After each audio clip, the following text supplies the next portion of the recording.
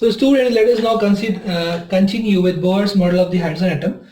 तो last video में हमने जो पॉस्टुलेट्स है वो देखे थे। तो जो पहला पॉस्टुलेट था वो था कि जो centripetal force, the electrostatic force of attraction between the electron and the nucleus will provide the required centripetal force. तो ये जो सेंट्रीपिटल फोर्स है, मास इंटू सेंट्रीपिटल एक्सेलरेशन यानी mv²/r, this will be provided by the electrostatic force of attraction. तो हमने ये equation derive कर लिया था, we had derive this equation. ठीक है, यहाँ पे ये सब Rn है, मतलब basically talking about the nth orbit. ठीक है, if you want we can write this Rn Bn Rn। Alright, so ये हो गया फर्स्ट इक्वेशन। सेकेंड इक्वेशन हमने देखा था वो था कि एक हायर एनर्जी लेवल यानी En माइनस Em, तो जो ये एनर्जी गैप है उस एनर्जी गैप के बराबर का फोटोन रिलीज होगा इक्वल टू h म्यू। ये था सेकेंड इक्वेशन। थर्ड इक्वेशन था अपने पास angular momentum, the magnitude of the angular momentum of the electron is an integral multiple of h/2π। ठीक है, तो इसको मैं Vn और Rn कह देता हूँ। तो ये यहाँ पे हो गया इक्वेशन नंबर 3। अब इक्वेशन नंबर 1 और 3 को हम लोग यूज करके यहाँ से रेडियस फाइंड आउट करेंगे और वेलोसिटी फाइंड आउट करेंगे। ठीक है, तो जो अपना इक्वेशन नंबर सेकेंड आप देख रहे हो, यहाँ से आप फ्रॉम इक्वेशन नंबर 2, मैं यहाँ पे लिख देता हूँ फ्रॉम इक्वेशन नंबर 3, सॉरी, और इक्वेशन नंबर 3 हम लोग Vn लिख सकते हैं। Vn क्या हो जाएगा? Vn हो जाएगा nh/2π mRn, nh/2π mRn। ठीक है, Rn is the radius of the nth orbit. तो ये जो इक्वेशन है, अभी जो v का वैल्यू आया है, इस v के वैल्यू को हम लोग इक्वेशन नंबर 1 में डाल देंगे। तो मैं इसको 4 कह देता हूँ। ठीक है, तो using 4 in equation number 1। Alright, तो थोड़ा कैलकुलेशंस करना है हमें, तो लेट अस डू इट। तो यूजिंग इक्वेशन नंबर 4 इन 1, तो m, तो v का स्क्वायर यानी हमें इसका स्क्वायर यहाँ डालना होगा, तो ये हो जाएगा n²h²। ठीक है, डिवाइड बाई, तो ये होगा 2 और पाई यानी 4π² m², तो 4π² m², ये होगा Rn²। ठीक है, तो Rn², तो ये हमने डाला है यहाँ पे mv² और नीचे एक और Rn है। ठीक है, पहले से ही एक Rn और है वहाँ पे। ऑलराइट, तो mv²/Rn इज इक्वल टू, ये क्या हो गया? ये हो गया z। So here it will be ze² divide by 4πε0 Rn²।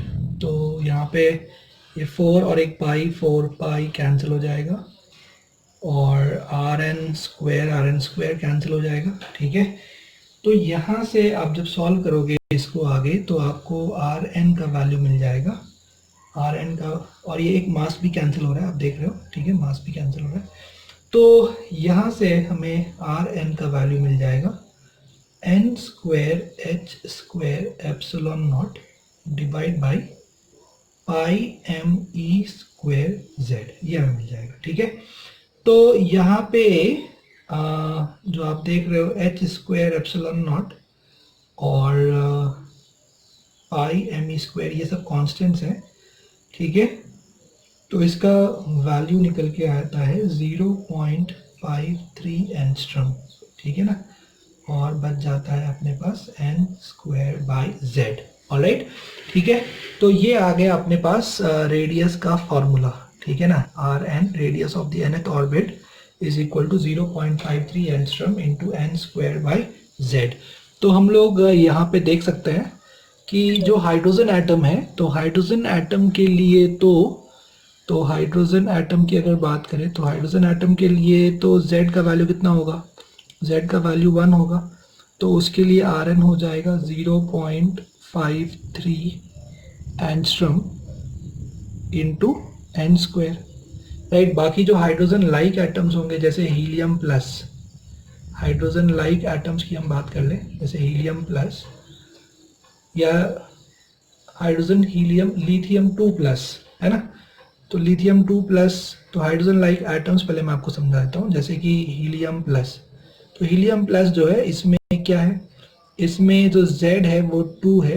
Right, मतलब यहाँ पे 2 प्रोटॉन्स हैं, तो Z 2 ही है और इसके 2 इलेक्ट्रॉन में से एक इलेक्ट्रॉन जो है वो आयनाइज हो चुका है, तो यहाँ पे सिर्फ जो इलेक्ट्रॉन है, नंबर ऑफ इलेक्ट्रॉन्स वो 1 है, तो इसलिए हाइड्रोजन लाइक एटम है। वैसे अगर हम बात करें हाइड्रोजन हीलियम लिथियम 2+ के बारे में, तो लिथियम 2+ में जो Z है, यानी इसका जो न्यूक्लियस है उसमें 3 प्रोटॉन है, तो वो 3e हो जाएगा, और जो नंबर ऑफ इलेक्ट्रॉन्स हैं वो 1 है, क्योंकि इसमें से टोटल जो 3 इलेक्ट्रॉन्स में से हमने 2 इलेक्ट्रॉन यहाँ पे आयनाइज कर दिए, तो इसको हाइड्रोजन लाइक एटम्स बोलते हैं। तो हाइड्रोजन लाइक एटम्स के लिए हम देख सकते हैं कि ये जो रेडियस है, right, this is directly proportional to n² and this is inversely proportional to z, ठीक है, directly proportional to n² and inversely proportional to z। z is the atomic number, alright. तो स्टेशनरी ऑर्बिट्स, ये सब जो हम लोग बात कर रहे हैं, ये क्या है, ये सब जो है रेडियस है n, ये nth स्टेशनरी ऑर्बिट्स के रेडियस है। तो हम देख सकते हैं जो स्टेशनरी ऑर्बिट्स है वो इक्वली स्पेस नहीं है, राइट, क्योंकि वो n² पे डिपेंडेंट है। तो पहली बार 1 का स्क्वायर 1 आएगा, तो अगली बार 4 आएगा, अगली बार 9 आएगा, 3 का स्क्वायर, 4 का स्क्वायर 16 आएगा, यानी जो स्टेशनरी ऑर्बिट्स हैं they are not equally spaced. ये बहुत इंपॉर्टेंट पॉइंट। तो हम लोग डिस्कस करते हैं वेलोसिटी के बारे में, ठीक। तो हम लोगों ने देखा कि यहाँ पे जो v का एक्सप्रेशन है वो आया था NH/2πmr, और जो रेडियस, इसको मैं Vn कहता हूँ, velocity of the electron in the nth orbit, और Rn is the radius of the nth orbit. तो ये हमारे पास निकल के आया था n² h² epsilon not divide by πme² z, alright, ठीक है। तो अभी यहाँ पे जो है हम लोग क्या करने वाले हैं, हम लोग इस r के एक्सप्रेशन को, r का जो एक्सप्रेशन है, तो यहाँ पे ये जो r का एक्सप्रेशन है, इस r के एक्सप्रेशन को हम लोग यहाँ सब्स्टिट्यूट करेंगे, ठीक है, और Vn को फाइंड आउट करेंगे। तो ये हो जाएगा NH डिवाइडेड बाई 2πm, और r की जगह हम डालेंगे ये वाला वैल्यू, यानी n² h² epsilon not divided by πme² z, ठीक है। तो ये NH कैंसिल हो गया, ठीक है, ऑलराइट, ये m भी कैंसिल हो गया यहाँ से। तो हमें यहाँ से क्या मिलेगा, हमें यहाँ से Vn का जो एक्सप्रेशन है, राइट, Vn का एक्सप्रेशन हमें मिल जाएगा यहाँ से ze² divided by 2 epsilon not NH, ठीक है, 2 एप्सिलॉन नॉट NH। तो यहाँ पे जो है हम लोग देख सकते हैं कि जो ये टर्म्स है यहाँ पे कुछ कांस्टेंट टर्म्स हैं, जैसे कि आप देख सकते हो e², तो हम लिख देते हैं इसको यहाँ पे, ये z हो गया, और ये हो गया e², n को यहाँ लिख देते हैं, और 2 एप्सिलॉन नॉट h को यहाँ लिख देते हैं। तो ये जो चीज़ है ये कांस्टेंट है, राइट, ओके। तो जिसका वैल्यू निकल कर आ जाता है 2.16 इंटू 10⁻⁶ इंटू z/n मीटर पर सेकेंड, ठीक है, ऑलराइट, ठीक है। तो यहाँ पे ये जो आप देख रहे हो कांस्टेंट, जो आप देख रहे हो, राइट, इसको कहते हैं Sommerfeld's fine structure constant, a pure number, इसका वैल्यू 1/, तो जो भी है ये वैल्यू यहाँ पे आ जाता है इसका वेलोसिटी का।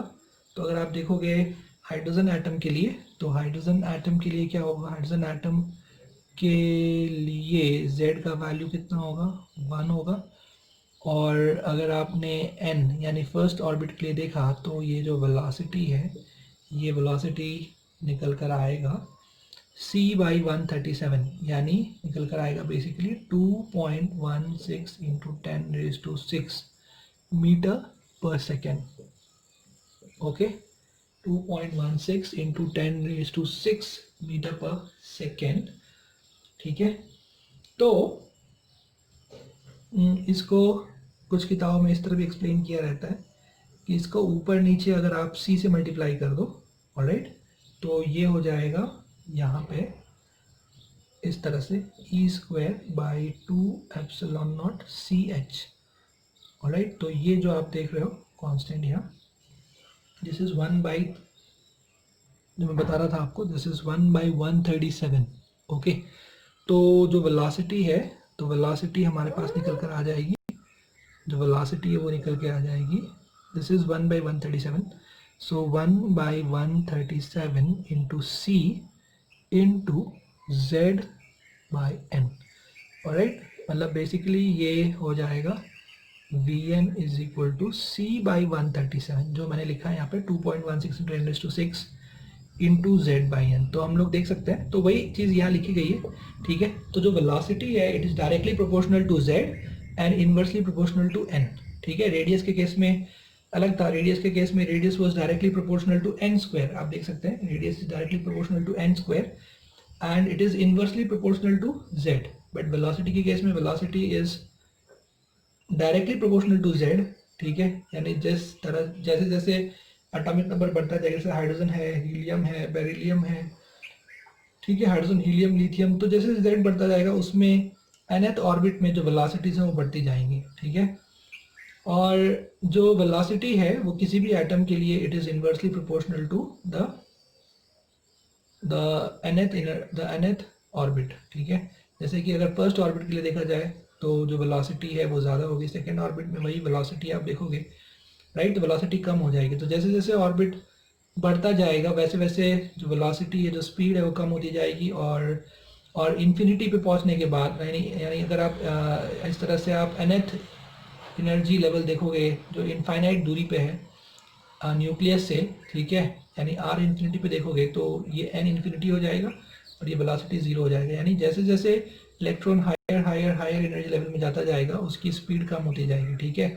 और एक हाईएस्ट पॉइंट पे जाके उसकी ये स्पीड कितनी हो जाएगी, जीरो, यानी काइनेटिक एनर्जी जीरो हो जाएगा। ऑलराइट, तो हम लोग बात करेंगे अब यहाँ पे the next thing is about the energy, ठीक है। So let us discuss that. Now let us find out the orbital frequency, ठीक है। So let us find out the orbital frequency of the electron. तो orbital frequency कैसे find करेंगे, तो frequency का मतलब यहाँ पे हो गया 1 बाई टाइम पीरियड, ठीक है। और टाइम पीरियड क्या होगा, तो टाइम पीरियड हो जाएगा यहाँ पे जो भी उसका सर्कमफेरेंस है डिवाइडेड बाय स्पीड।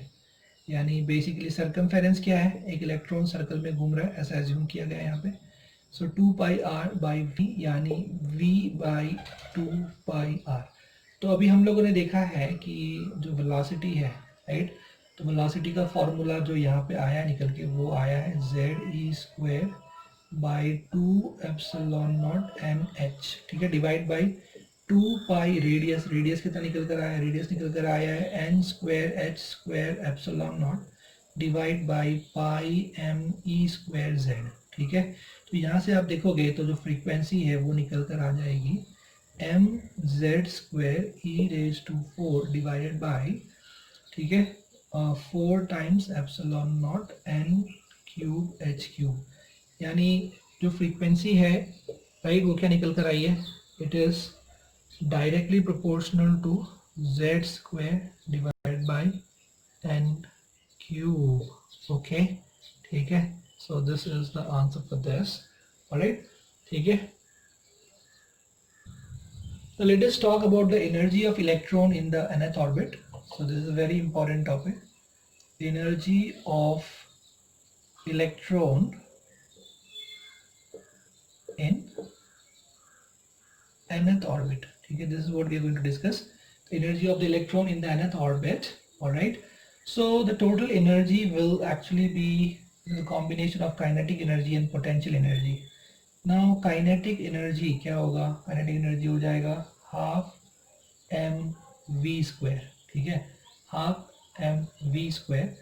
तो हाफ m, v का एक्सप्रेशन हमारे पास क्या आया था, तो वो आप देख लीजिए, v का एक्सप्रेशन हमारे पास आया था, right, ze² by 2 epsilon not nh, ze² by 2 epsilon not NH। तो ये हम लोग अगर यहाँ पे सब्स्टिट्यूट कर देंगे, राइट, तो हमें यहाँ से v का एक्सप्रेशन मतलब हमें यहाँ पे बेसिकली हाफ mv² का हमें ये एक्सप्रेशन यहाँ से मिल जाएगा, ऑलराइट। तो v का एक्सप्रेशन आया था ze² बाई 2, तो हम यहाँ पे डाल देते हैं, राइट, ze², ये z है, ze² divided by 2 epsilon not NH, 2 epsilon not NH, half mv², ठीक है। तो काइनेटिक एनर्जी यहाँ से निकल कर आ जाएगा, तो ये z स्क्वायर हो जाएगा। ऑलराइट, तो यहाँ पे इसको हम लोग सिंप्लीफाई कर लेते हैं थोड़ा सा। तो हम लोगों को यहाँ से जो काइनेटिक एनर्जी है वो मिल जाएगा m z square e raise to 4, और ये हो जाएगा 2 टू ज़ 4 2 ज़ 8, तो 8 epsilon not square n square h square. तो ये हमें यहाँ से क्या मिल गया, हमें ये यहाँ से काइनेटिक एनर्जी मिल गया। ठीक है, अब बात करते हैं पोटेंशियल एनर्जी के बारे में।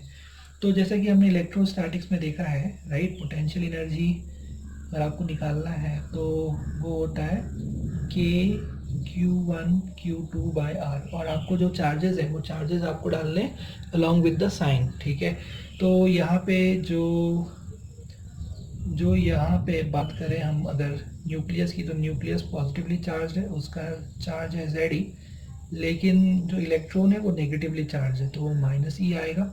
और r यानी जो रेडियस है, ठीक है, तो रेडियस का वैल्यू हम लोग डाल सकते हैं। रेडियस का हमने कैलकुलेट किया है, तो रेडियस का वैल्यू आया है n square h square epsilon not divided by pi m e square z। तो वो ऊपर आप ले सकते हैं पाई m e स्क्वायर z। ठीक है, तो ये सब वैल्यूज़ मैंने इसमें डाल दिए।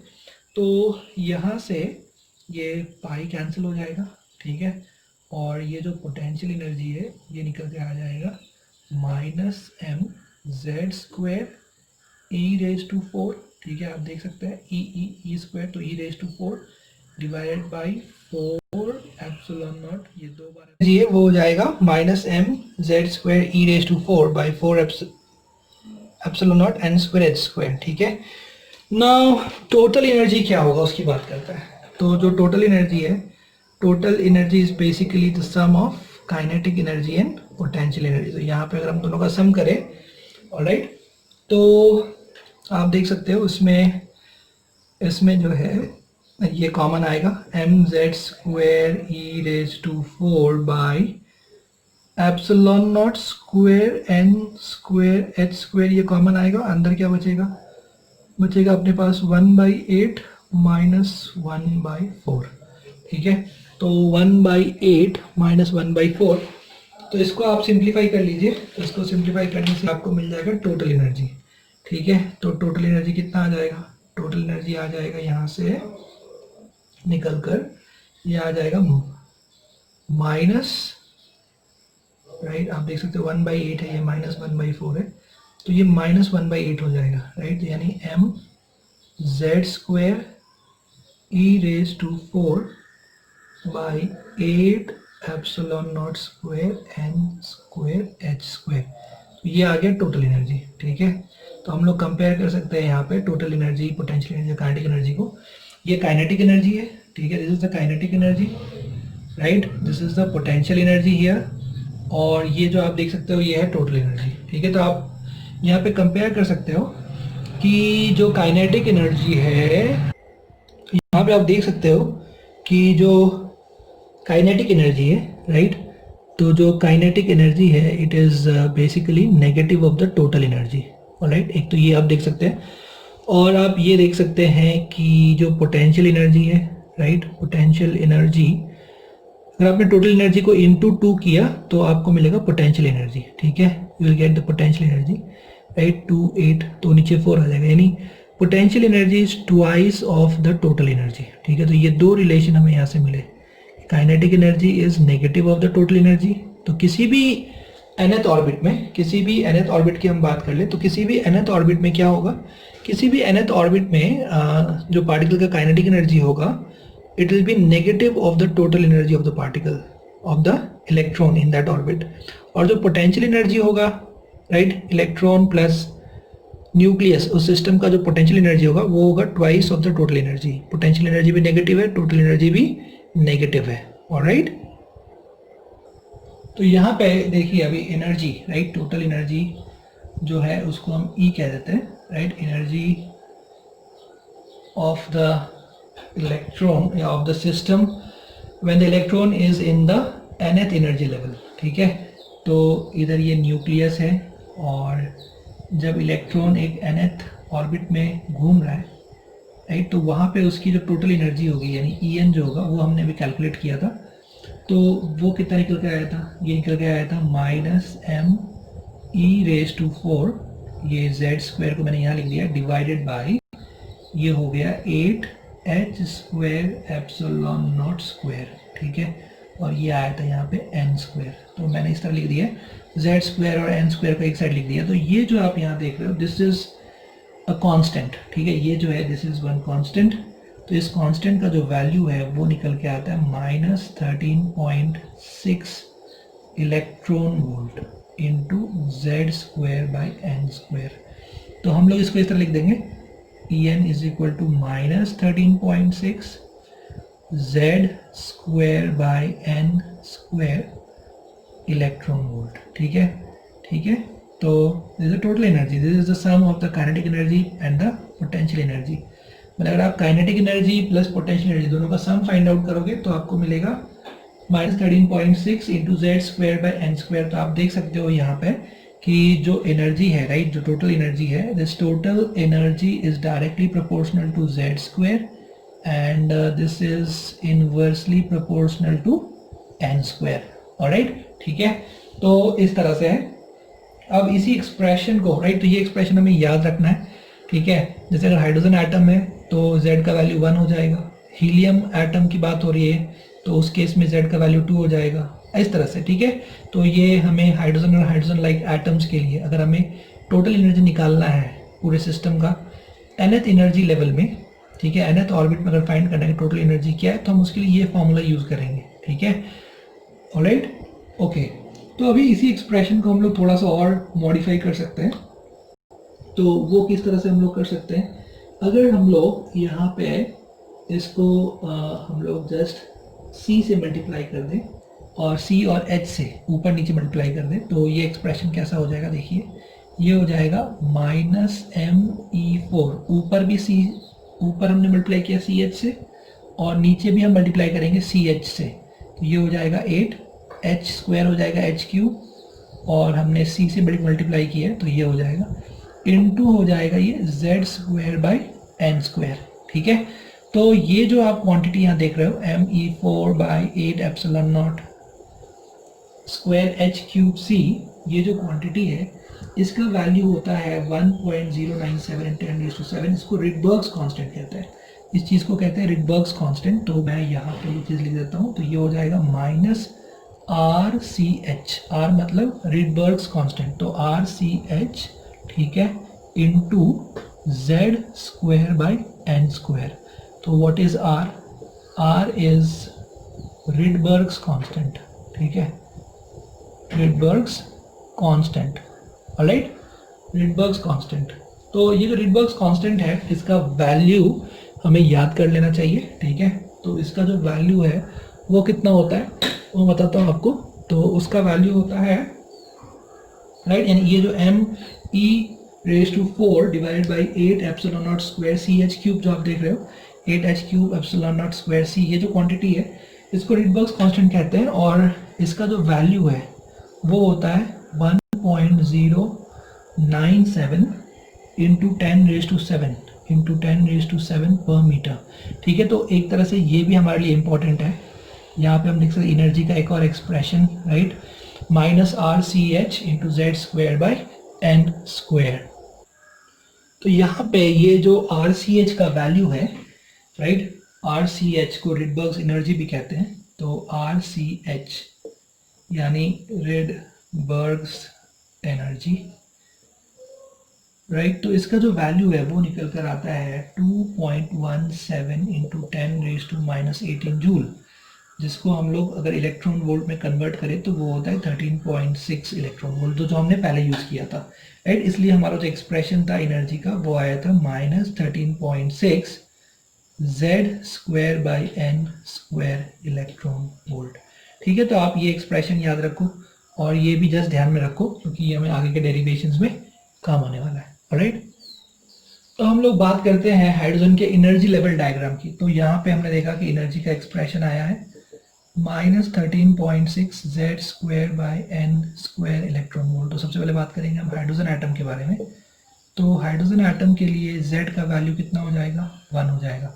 तो उसके लिए जो एनर्जी का एक्सप्रेशन है वो हो जाएगा -13.6 divide by n square electron volt. ठीक है, तो यहाँ पे हम लोग यहाँ पे हम लोग क्या ड्रॉ करेंगे, अभी एनर्जी लेवल डायग्राम ड्रॉ करेंगे। तो इसके लिए अगर आपने n का वैल्यू 1 डाला यहाँ पे, राइट, n का वैल्यू 1 डाला, तो जो एनर्जी यहाँ पे निकल के आएगी इसकी E1 वो आएगी -13.6 इलेक्ट्रॉन वोल्ट। फिर अगर आपने n का वैल्यू 2 ले लिया, ठीक है, n का वैल्यू आपने 2 ले लिया, तो ये 2 2 4 हो जाएगा, और जो एनर्जी लेवल आएगा, तो एनर्जी लेवल या सेकेंड जो ये एनर्जी लेवल है इसका जो एनर्जी निकल के आ जाएगा, ये निकल के आ जाएगा -3.5 आई सपोज। ठीक है, तो -3.4 इलेक्ट्रॉन वोल्ट ये निकल कर आ जाएगा। ओके, तो ये सिंपल कैलकुलेशन है। अगर आपने इसमें 3 डाला n का वैल्यू, n इक्वल टू 3, तो ये जो एनर्जी है E3 ये निकल कर आ जाएगी यहाँ पे -1.5 इलेक्ट्रॉन वोल्ट। तो इस तरह से हम लोग फाइंड आउट कर सकते हैं। और जब आप डालोगे इसमें n इक्वल टू इन्फिनिटी डालोगे, तो जो एनर्जी है यहाँ पे ये आ जाएगा 0।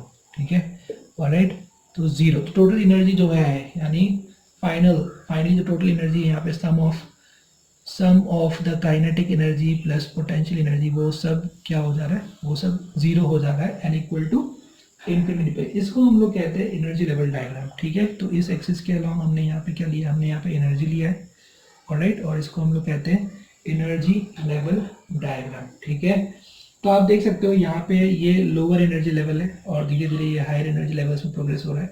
तो लोअर एनर्जी लेवल में जो टोटल एनर्जी है वो ज़्यादा नेगेटिव है, alright. The lower in energy level diagram, the lower energies यहाँ पे जो आप देख रहे हो, they are more negative at the bottom. ठीक है, while higher energies are less negative at the bottom। तो जैसे जैसे हम ऊपर जाते हैं नेगेटिव ये कम हो रहा है, -13.6 ज़्यादा नेगेटिव है, ठीक है, उससे कम नेगेटिव -3.4 है। तो जैसे जैसे ऊपर जा रहा है एनर्जी लेवल बढ़ता जा रहा है। ठीक है, टोटल एनर्जी जो है वो बढ़ता जा रहा है। तो हमें यहाँ पे एक चीज़ समझना होगा, जब इलेक्ट्रॉन लोअर से हायर, यानी लोअर से हायर अगर जाना है तो उसको एनर्जी एब्जॉर्ब करना होगा। ठीक है, लोअर से हायर और उसको जाना है तो एनर्जी एब्जॉर्ब करना होगा, और जब वो हायर से लोअर आएगा तब वो एनर्जी रेडिएट करेगा। ऑलराइट, ठीक है फ्रेंड्स, इस बार हमने इसमें ये सब डिस्कस किया। अब अगली बार हम डिस्कस करेंगे डिफरेंट टाइप्स ऑफ सीरीज, ठीक है, frequency of the emitted radiation, उस पर हम लोग चर्चा करेंगे। Okay, so till then bye.